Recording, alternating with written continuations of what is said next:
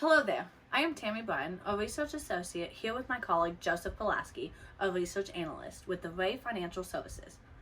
Today I will be sharing with you an informational report concerning the relocation of the consulting and transaction advisory services. This report will make an easier transaction traveling the 5,135 miles from St. Louis, Missouri to Sao Paulo, Brazil. Some points that we will be covering and gaining knowledge on is the meaningful body language, the extreme inequality in number, as well as the difference in technology. Starting off with body language, we all know that this sign means okay. However, in Brazil, doing a thumbs up would be more effective, as the okay gesture is more of an obscene gesture. Shaking hands is also a great way of showing gratitude or showing respect as you meet or leave someone. But be prepared that in Brazil, they do not have personal space. While shaking hands, they will graze your elbow or even pat you on the back. In Brazil, it is a sign of loyalty, but for us, it's an invasion of space. Other hand gestures Brazil use, like fed up, is just an attitude adjustment for us. Different gestures are not culturally approved when visiting different countries. Since that's cleared up, I will let Joseph step up and tell us more about some shocking cultural differences. All right, thank you so much for that, Tammy. My name is Joseph Plastic, and we're going to go ahead and continue this presentation with our second culture shock, which is the extreme income inequality between the United States and Brazil.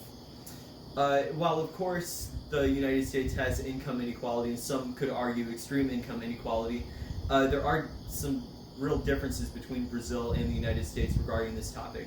For one, an interesting statistic that we're able to find is that the six most wealthy people, in Brazil actually own more than the bottom 100 million citizens, which really kind of drives this point home. And again, we feel that this is extremely important for our ex partes going from St. Louis to Sao Paulo to really understand this.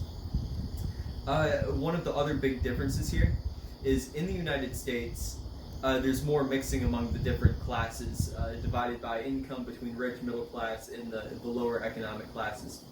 Whereas in Brazil, things are a little bit more segregated, to where there's less mixing among the social classes, and they're really divided by income. In the United States, there's more income mobility. A big reason is because we do have programs in place to allow people of different classes to go to and pursue an education. In Brazil, things are a little bit different though.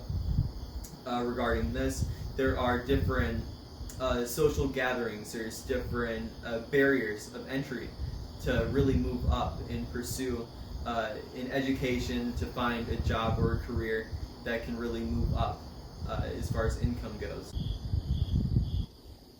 Alright, and moving on to our third and final culture shock that we've prepared for this presentation is some of the technological differences people might experience going from the United States to Sao Paulo, Brazil. It's really important to understand that Brazil is a developing country, and the technological progress compared to the US might differ. So an example of this is looking at the rates of patents which are produced, the different scientific publications that come out in Brazil, and the number of students overall graduated in STEM fields. And this means that the ex partes might experience some complications relating to technology. Being in the US and being in the West, which is really the pinnacle of technological progress, certain things could come about that could be challenging for people to go through. And Brazil isn't alone. Latin America has had complications as far as technological progress in the past, but we can see this being a factor and something important that at least our ex partes should be aware of before the move. Alright, and that's going to go ahead and conclude the informational segment of our presentation. Attached we have our works cited. That's going to go ahead and list all of the places that we found our research and our data relating to this project. The question portion of this presentation, the question proposed was, what was the most meaningful part of conducting our research? And for me, that would probably be communicating with my partner Tammy Bratton to compile culture shocks that will be meaningful for our ex partes relocating from St. Louis to Sao Paulo, Brazil.